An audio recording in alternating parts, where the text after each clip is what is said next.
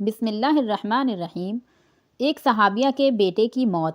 ایک صحابیہ رضی اللہ تعالی عنہ کے گھر بیٹا پیدا ہوا۔ شوہر جہاد پر گئے ہوئے تھے۔ جس دن شوہر کو آنا تھا تو اسی دن کچھ گھنٹے پہلے بیٹے کی موت ہو گئی۔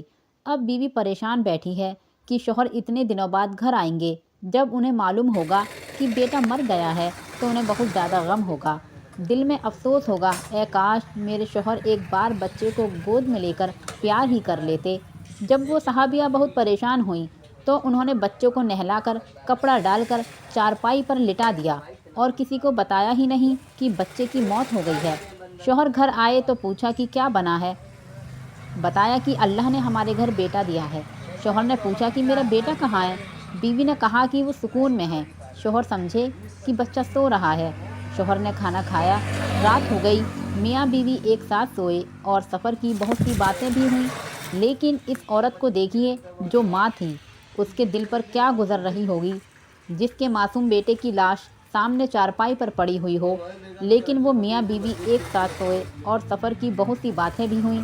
لیکن اس عورت کو دیکھیے جو ماں تھی، اس کے دل پر کیا گزر رہی ہوگی، جس کے معصوم بیٹے کی لاش سامنے چارپائی پر پڑی ہوئی ہو، لیکن وہ اپنے شوہر کی خوشی کی خاطر سینے پر پتھر رکھ کر اس راز کو چھپائے بیٹھی ہو کہ میرے شوہر کا دل غم زدہ نہ ہو۔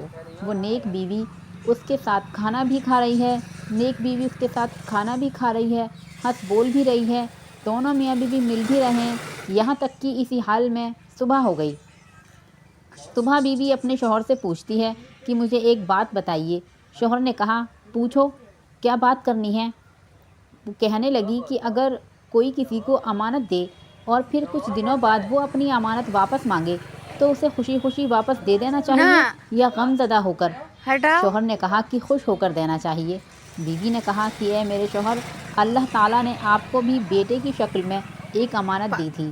آپ کے گھر آنے سے کچھ دیر پہلے اللہ نے وہ اپنی امانت واپس لے لی ہے، اس لیے اب آپ جائیے اور خوشی خوشی اس امانت کو اللہ کے حوالے کر دیجیے۔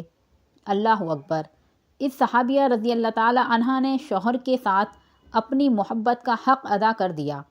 صبح کو شوہر حضور صلی اللہ علیہ وسلم کی خدمت میں حاضر ہوئے اور کہا کہ اے اللہ کے نبی، میرے گھر میں یہ معاملہ ہوا، میری بیوی نے میری خوشی کے لیے اتنا صبر و ضبط دکھایا کہ اپنے بیٹے کی موت کے بارے میں بھی مجھ سے نہ بتایا۔